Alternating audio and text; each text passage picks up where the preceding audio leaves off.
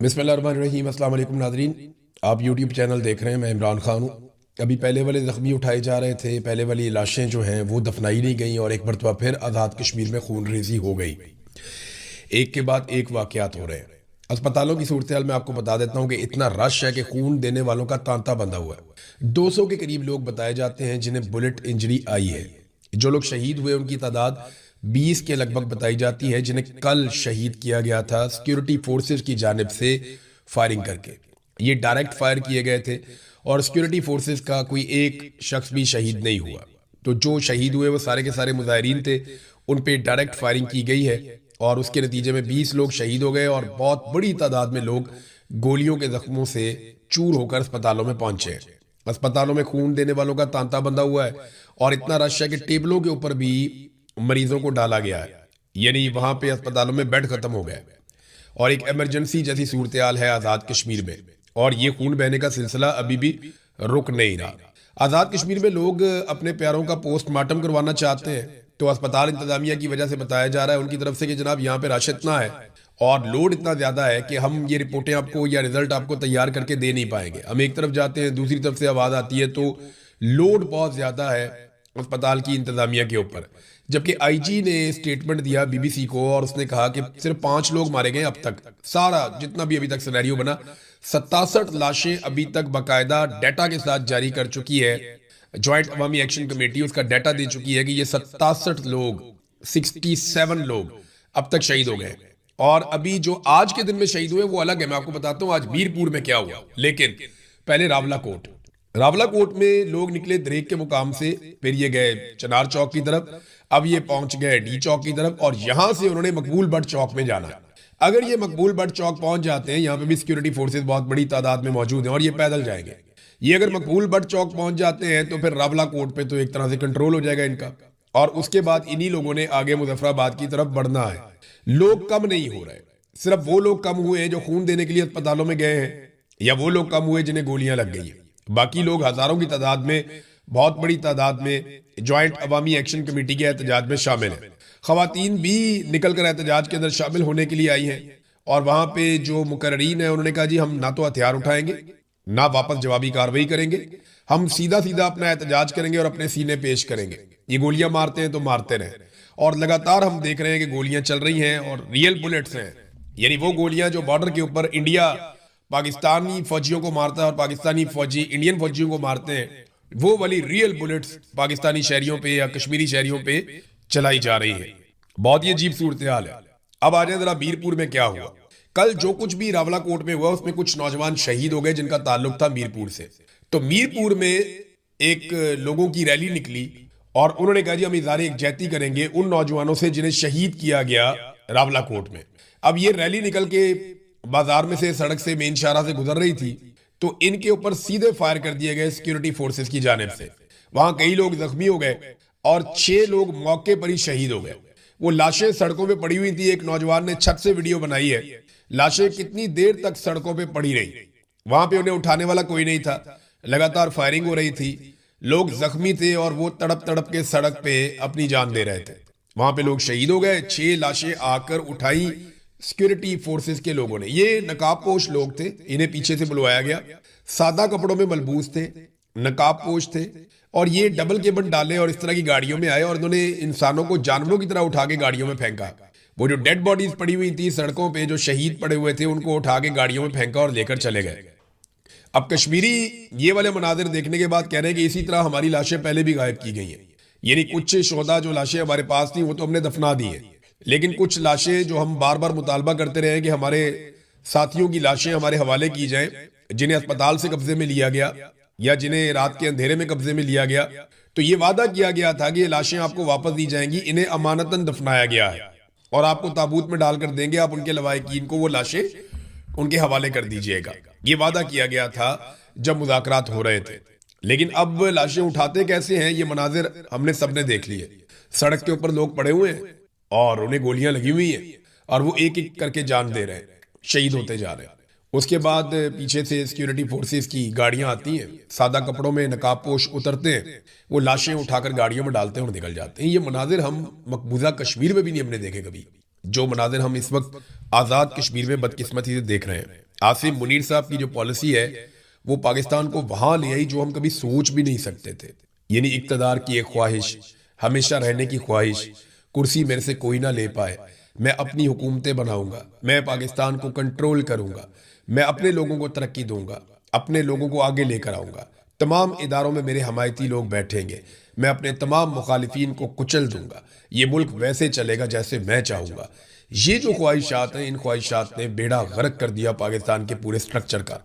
आपकी तरक्की मुकम्मल तौर पर रुक चुकी है। पाकिस्तान के अंदर मईशत का पहिया जाम हो चुका है, बिल्कुल जरा सी भी मईशत आगे नहीं बढ़ रही। सरमायाकारी खत्म हो गई पाकिस्तान में। पाकिस्तान की आलमी सतह पे क्रेडिबिलिटी भी नहीं रही। इंसानी हकूक की पामालियों में पाकिस्तान का दुनिया में नाम बन रहा है। पाकिस्तान का पासपोर्ट बदतरीन पासपोर्ट की लिस्ट के अंदर चला गया है। सिर्फ आसिम मुनीर की एक ताल्लुकदारी डोनाल्ड ट्रंप से बनी है और इसके नतीजे में अभी तक एक अमान मिली हुई है कि कोई हमें कुछ कहता नहीं है। जिस दिन डोनाल्ड ट्रंप का हाथ सर से उठ गया उसके बाद पूरी दुनिया सवाल पूछेगी, क्योंकि सवाल बहुत सारे इकट्ठे हो चुके हैं और एक सैलाब आएगा सवालों का जिनके जवाब फिर किसी के पास नहीं होंगे। नाज़रीन, ये आईजी ने जब कहा ना कि पोस्टमार्टम अगर नहीं होगा तो हम तो लाश ही नहीं मानेंगे, ये बड़ा सीरियस इशू बन गया। अब पोस्टमार्टम करवाने के लिए जाते हैं तो लाश गायब कर दी जाती है। उधर डॉक्टर कह रहे हैं जनाब हमारे पास इतना लोड है कि हम पोस्टमार्टम कर ही नहीं पा रहे, आपको रिपोर्टें कैसे बनाकर दें। ये अब हालात हो गए हैं।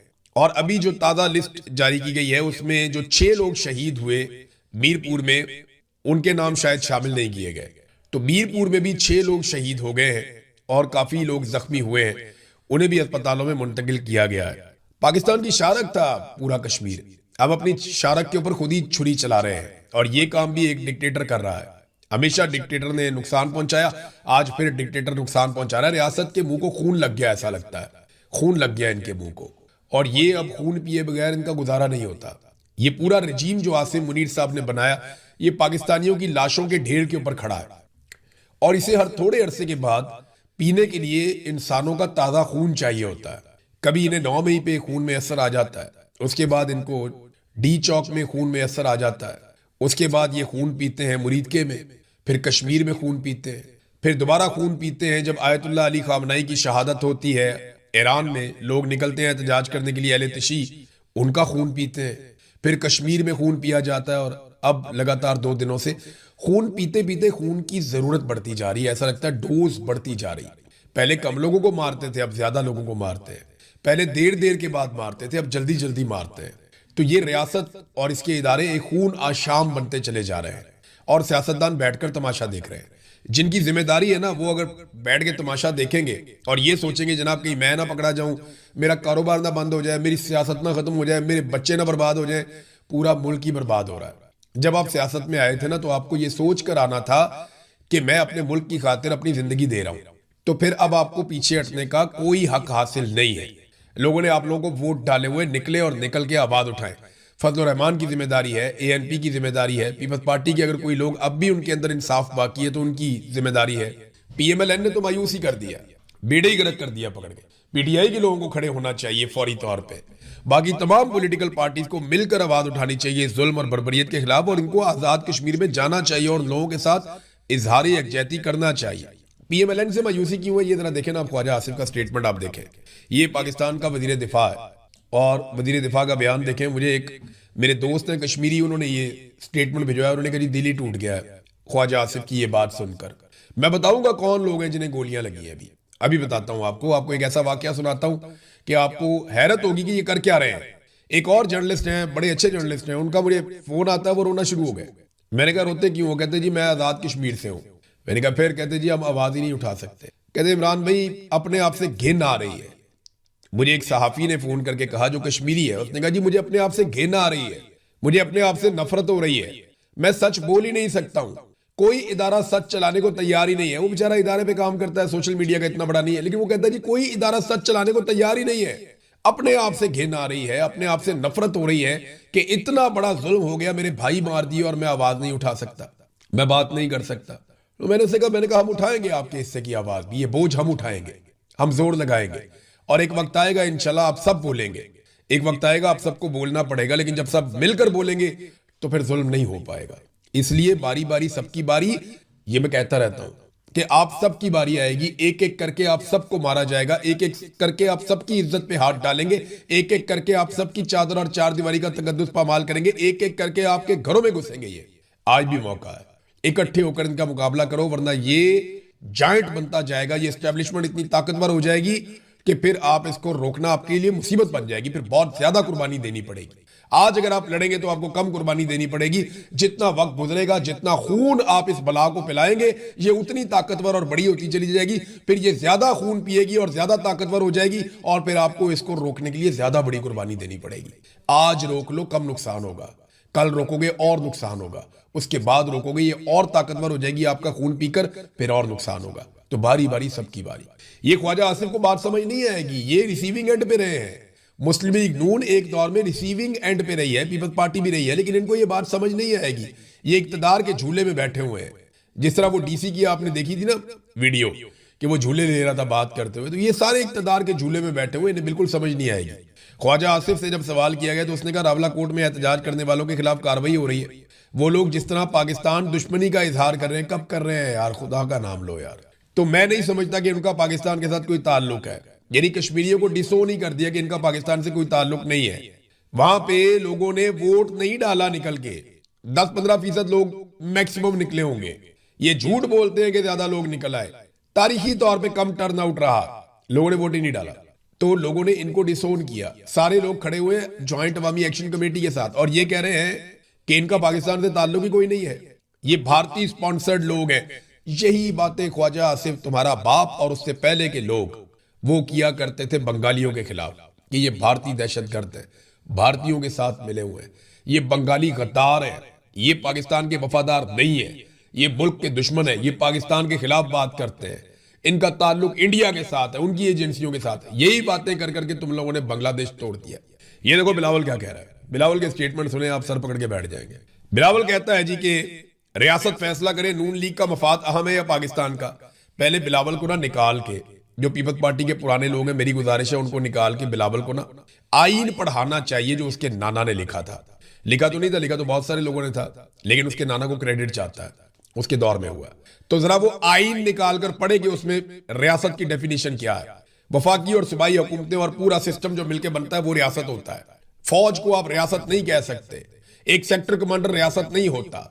रियासत आइन के अंदर दर्ज है वो क्या चीज है, और तुम लोगों रियासत, तुम बिलावल की गवर्नमेंट है आजाद कश्मीर में, बिलावल ने खून बहाया, ये सारा का सारा बिलावल ने सिक्योरिटी फोर्सेस को बुलवाया, बिलावल ने वहां पे बहुत बड़ी मिकदार में सिक्योरिटी फोर्सेस को इकट्ठा किया, फिर बिलावल ने पाबंदी लगाई, ज्वाइंट अवामी एक्शन कमेटी के ऊपर कलअदम करार दिया, फिर बिलावल ने उनके रहनुमाओं के सरों के ऊपर इनाम रखा, फिर बिलावल ने बार बार वहां पे ऑपरेशन का हुक्म दिया। ये सारा कुछ बिलावल ने खुद किया है, और अब वो ये कहता है कि जनाब आप कर रहे हैं तो आप कर रहे हैं तो रियासत कर रही है। और भाई रियासत क्या होती है, कोई एक इदारा रियासत नहीं होता। आसिम मुनीर रियासत नहीं है, ना वहां बैठा हुआ सेक्टर कमांडर रियासत है। रियासत की डेफिनेशन पढ़िए बिलावल साहब, रियासत होती क्या है, कहते किसको है रियासत।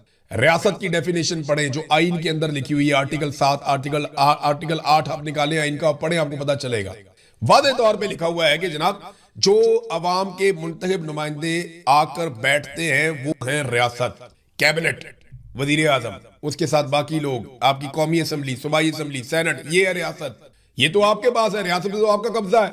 3 सूबों में आपकी हुकूमत बनाकर दी हुई है, सदर आपको बनाकर दिया हुआ है, चेयरमैन सेनेट आपको बनाकर दिया हुआ है, गवर्नर आपके 3 लगे हुए हैं, और आपको क्या चाहिए। पंजाब में गवर्नर आपका, खैबर पख्तूनख्वा में गवर्नर आपका, हर जगह पे आपने अपना इक़्तिदार हासिल किया हुआ है। इसके बावजूद आप कहते हैं जनाब कि आपकी बात नहीं सुनी जाती। रियासत फैसला करे नून लीग का मफाद अहम है या पाकिस्तान का, तो नून लीग को बजट कौन पास करवा कर देता है।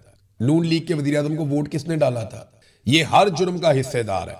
और अब ये कहता है जुल्म, ज्यादती, कत्लो गारत, डकैती को जमहूरियत का नाम दिया जाता है। ये लोग गोलियां चलाकर हुकूमत चलाना चाहते हैं, लाशें गिराकर अपनी हुकूमत बनाना चाहते हैं। ब्रूट मेजॉरिटी का लफ्ज पाकिस्तान में सबसे पहले बिलावल साहब आपने इस्तेमाल किया था। तुम लोगों ने ये जुल्म किया, ये बर्बरियत की है पाकिस्तान में। तुम इनके आला कार हो, तुम इनके साथ मिले हुए लोगों को बेवकूफ नहीं बना सकते। फिर कहते हैं पुरअमन रहना चाहते हैं वरना मैं भी जरदारी का बेटा हूं। लदस क्या पिद्दी और क्या पिद्दी का शोरबा कि मैं पुरअमन रहना चाहता हूं वरना मैं भी जरदारी का। कट दो भाई तेरा जिन कटना। जरदारी कहता है कि मैं भाई एस्टेब्लिशमेंट के हाथ मजबूत करूंगा। एक जरदारी ने स्टेटमेंट दिया था जिंदगी में और जरदारी दुबई भाग गया था। सदर होने के बावजूद ये पाकिस्तान में नहीं रुक पाया स्टेटमेंट देने के बाद। उस जरदारी का बेटा है। एक दिन जरदारी डट के खड़ा नहीं हो सका था आर्मी चीफ के सामने। एक स्टेटमेंट दिया, वो भी गोल बोल दिया, नस गया पाकिस्तान से। जब तक डील नहीं हुई वापस नहीं आया। उस जरदारी का बेटा है। बेनजीर भुट्टो वापस आई, डील करके वापस आई, एनआरओ करके वापस आई, ये हकायक है। उस बेनजीर का बेटा है। वो इमरान खान देखो जेल के अंदर पड़ा हुआ, डील ही नहीं कर रहा। रोजाना तुम्हारे मालिक जाके वहां पे डील की दरखास्तें डालते हैं, मिन्नतें करते हैं, तरले करते हैं, वो डील ही नहीं कर रहा। ये फर्क है। बहादुरी के ड्रामे करने से कोई बहादुर नहीं बन जाता। बेनजीर की कुर्बानी अपनी जगह, भुट्टो की कुर्बानी अपनी जगह, लेकिन अयूब खान डैडी भी था तेरे नाना का। बेनजीर भुट्टो एक डिक्टेटर के साथ डील करके पाकिस्तान वापस आई थी, एनआरओ करके, याद है? यही जरदारी एक स्टेटमेंट दिया था ये जर्नैल के खिलाफ, और उसके बाद पाकिस्तान से भाग गया था, वापस ही नहीं आ रहा था। याद है ना सारा कुछ? ये अपनी दफा सबको, मैं जरदारी का बेटा हूं भाई। जो जरदारी साहब ने सप कटिया तुम भी कट लो। उन्होंने भी जूते पॉलिश किए, आप भी जूते पॉलिश कर लें। अब एक और स्टेटमेंट बिलावल का देखें। वो कहते हैं जी धांधली की कहानी आज से शुरू नहीं हुई, हम कौमी मफाद में खामोश थे। केड़ा कौमी मफाद भाई? सारे ओहदे लेके कौमी मफाद। 3 गवर्नर अपने बना लिए, 3 वजीर आला अपने बना लिए, गिलगित बल्तिस्तान में हुकूमत ले ली, डिप्टी स्पीकर अपना बना लिया, सदर अपना बना लिया, चेयरमैन सेनेट अपना। और तानू की चाहिए भाईजान? और आपको क्या दे? कौमी मफाद नहीं, जाती मफाद में चुप हो तुम लोग। अगर कौमी मफाद होता तो आज पाकिस्तान में इतनी कौमी मफाद में मारंग बलोच को छुड़वा दो ना। दे मुतालबा की, नहीं तो मैं इस्तीफा देता हूँ, रोला डालता हूँ, मैं हुकूमत का साथ नहीं दूंगा, मारंग बलोच को बाहर निकालो, ईमान मजारी को बाहर निकालो, जो सियासी कैद जेल में रखे उनको बाहर निकालो। नहीं, ये नहीं करेगा। ये सिर्फ जाती मफाद के लिए और कुछ भी नहीं है। सिर्फ कहानियां सुनाना जानते हैं ये लोग। ख्वाजा आसिफ को देख लो, बिलावल को देख लो, एक ही सिक्के के 2 रुख हैं। ये इनमें कोई फर्क नहीं है, बिल्कुल ये एक जैसे। आज बड़ी तकलीफ है ये जो कश्मीरियों के साथ किया गया, वाकई बहुत दुख वाली बात है, बहुत तकलीफ वाली बात है। मैं अब और बोलूंगा ना तो और कोई इस तरह के जुमले बोलूंगा और ज्यादा बात करूंगा, तो आप थोड़े को ज्यादा समझे। इन लोगों ने पाकिस्तान को एक चरागाह या शिकारगाह समझ लिया है और ये तबाही फेरते चले जा रहे हैं, फेरते चले जा रहे हैं। आपको मैं बताऊंगा अगले वीलॉग्स के अंदर कि पाकिस्तान की मईशत को ये कहां ले गए, और ये जो अमेरिका के साथ बड़े बड़े ताल्लुकात के दावे करते हैं उसके बदले में हमें क्या मिला है, ये भी बताऊंगा मैं। अब तक के लिए इतने, अपना ख्याल रखिएगा, अल्लाह हाफिज।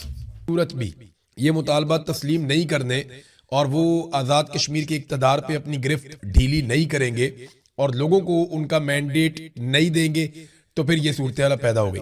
अब इसमें आलमी मीडिया एक तरफ रिपोर्ट कर रहा है, ओवरसीज कश्मीरी अपना पूरा जोर लगा रहे हैं कि आलमी मीडिया इसकी ज्यादा से ज्यादा कवरेज करे। बरतानवी एमपीज भी कुछ बोले हैं, कुछ और आलमी आवाजें उठना शुरू हो गई हैं, ह्यूमन राइट्स की तंजीमें आवाज उठा रही हैं। एमनेस्टी इंटरनेशनल ने इसके ऊपर अपना एक स्टेटमेंट जारी किया है और बाकी तंजीमें इस सारे मामले को देख रही हैं।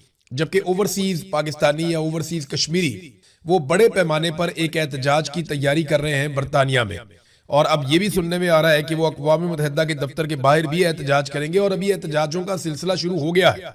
यानी ये वो कश्मीरी हैं जो पहले भारत के खिलाफ एहतजाज किया करते थे जब भारत मजालिम करता था मकबूजा कश्मीर में, और अब सूरत हाल ये है कि वही कश्मीरी एहतजाज कर रहे हैं पाकिस्तानी एस्टेब्लिशमेंट के खिलाफ, क्योंकि वो अब जुल्म कर रहे हैं आज़ाद कश्मीर में।